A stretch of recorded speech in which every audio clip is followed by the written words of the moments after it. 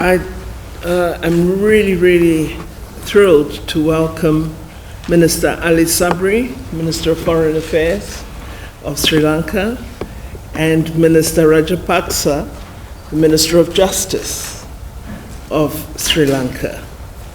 Just wish to make a few brief opening remarks, and allow me once more, Minister, to recognize you, Your Excellency, Mr. Ali Sabry, Minister of Foreign Affairs of the Democratic Socialist Republic of Sri Lanka, and Your Excellency, Dr. Rajapaksa, Minister of Justice, Prisons Affairs, and Constitutional Reforms of the Democratic Socialist Republic of Sri Lanka. On behalf of my department and ministry, I wish to welcome Your Excellencies and your delegation to our country, South Africa, and look forward to our discussions on our support for your ongoing efforts toward national reconciliation in Sri Lanka. Dear Minister, we meet soon after our engagement during the Raisina Dialogue 2023 and the G20 Foreign Ministers meetings held earlier this month in New Delhi, India. With respect to your visit to South Africa, it is our experience and view as South Africa that lasting peace and unity can only be achieved through meaningful dialogue, through respect for diversity, and through a commitment to justice and reconciliation.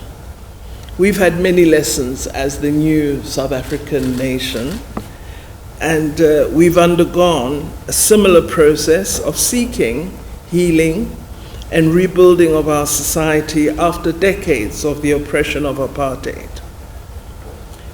We're deeply committed to sharing our experiences with you and members of your country, and to supporting the efforts of our Sri Lankan friends, brothers and sisters in seeking to build a better future for all your people. We look forward to the discussions we're going to have today, and I do commit to working closely with you in seeking to achieve this common goal of a peaceful and prosperous Sri Lanka. I hope that your delegation will find the program that has been prepared meaningful, inspiring, and useful in contributing toward your objective of ensuring progress toward implementing outstanding recommendations made by the United Nations Human Rights Council. I really wish to commend the Democratic Socialist Republic of Sri Lanka for its efforts that are directed at resolving the matters of reconciliation and nation building, and wish to congratulate His Excellency President Wickremesinghe for convening an all-party conference on consensus building in the political space. I believe these efforts will bear results, and they indicate a very strong commitment by the President and his government to ensure a peaceful, sustainable, and long-term political solution. I do urge broad consultation and the use of inclusive dialogue as means toward this end. Within the South African context, consensus building and confidence building mechanisms across all levels of our society were critical to nation building and reconciliation. And we encourage all Sri Lankans to participate in the effort toward building a united country. We've become somewhat used to our constitution and maybe, carelessly blasé about its importance to a society.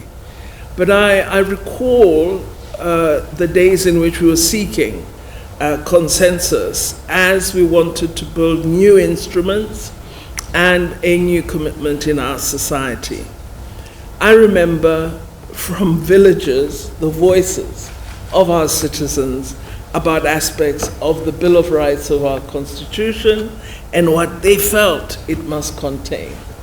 So we were fortunate in that our leaders at the time decided that the ordinary person in the street will become party to shaping our constitution. I recall an iconic picture of President Mandela in 1995, holding one of those brick block cell phones, the early ones, and asking in that picture citizens to indicate, what submission do you wish to make to the Constitution? And this poster was all over the country, and it just was such an incredible sense of what we hoped would become an inclusive process of shaping a new constitution. I wish to repeat what I said earlier in our tete-a-tete, that we as South Africa regard Sri Lanka as an important partner in advancing the development agenda of countries of the South, and will continue to seek further alignment of positions we hold in global fora in pursuance of our desire to strengthen multilateral organizations and to continue to urge the reform of global political and economic institutions. We are sincerely looking forward to Sri Lanka becoming the chair of the Indian Ocean Rim Association later this year, and I want to assure you of our support while you hold that chair. We also wish to commend Sri Lanka for the work that you've done as the current chair of the IORA Working Group on Maritime Safety and Security. Let me conclude, Your Excellency, by handing over to you to apprise us on developments in your country directed toward these matters of nation building and reconciliation. And let me assure you that we wish you success in building a new country fully united and devoted to creating a better life for all its citizens. Thank you very much, dear Minister. I now hand over to you. Thank you, Excellency. Dr. Pandor, Minister of International Relations and Cooperation, and my dear colleagues here.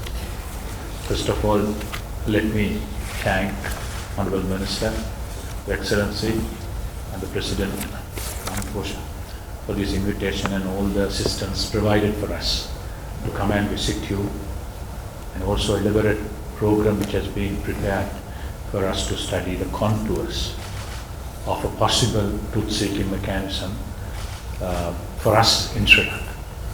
Sri Lanka and South Africa had shared long-lasting relationship for a long period of time, dependent on equality, fair play, justice, and humanity. Long before the democracy prevailed in this country, Sri Lanka had supporting in all the multilateral fora, particularly in taking the leadership in the non-aligned movement for an inclusive South Africa. We are glad that dream had now become a reality. We hope and wish South Africa become stronger and further strengthen its position as a global South leader in bringing fair play and justice to the international order, which is lacking right now. So it is in that sense that we see, understand, and look up to South Africa as a great influencer in the international world and a player who is always stood for equality and fair play. So thank you once again for excellent arrangement that have been made all thus far.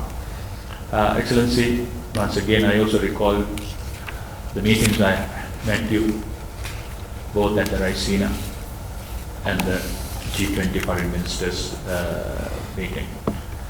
It's also important to recall His Excellency the President Ramaphosa when he visited, or rather briefly stopped over at Katunayaka for refueling on his way to G20 Leaders Summit in Bali.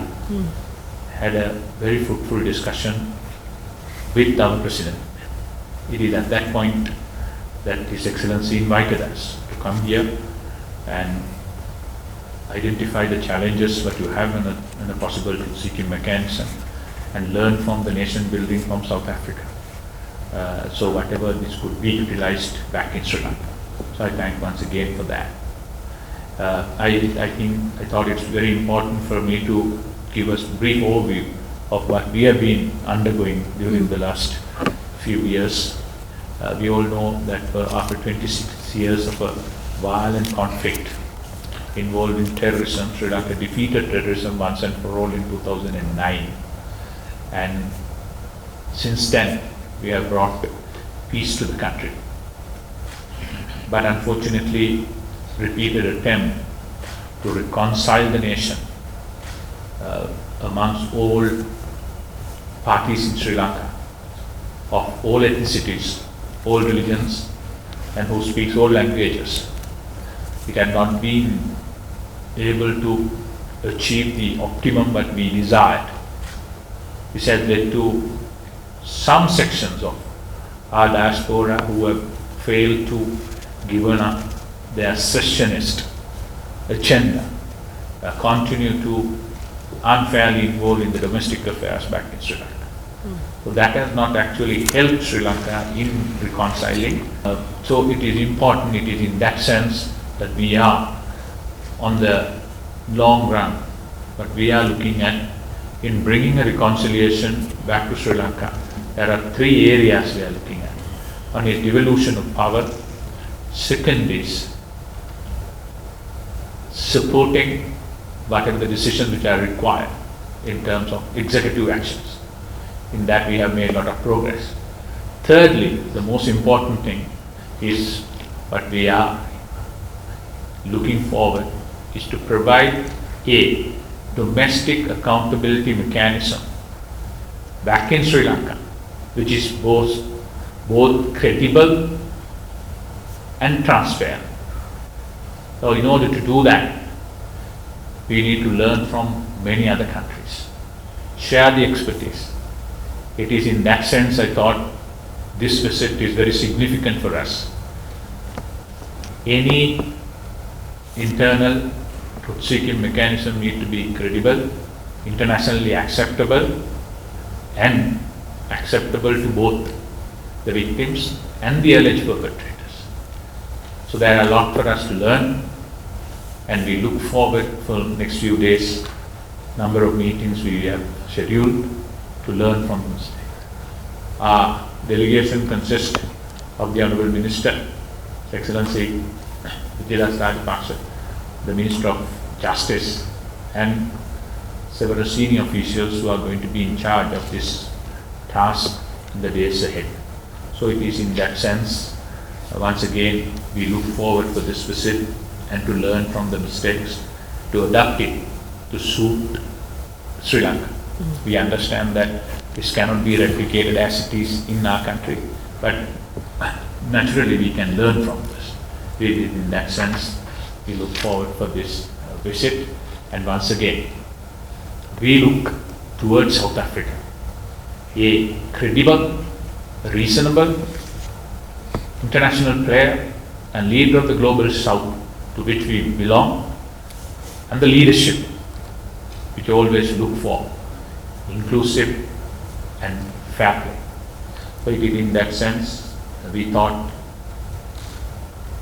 the discussion that we are going to have with your team could be very helpful for us to fine-tune the contours of the truth-seeking mechanism. Thank you very much for the invitation. Thank you very much for the leadership of the South African government, President, and Your Excellency. Thank you. Thank you very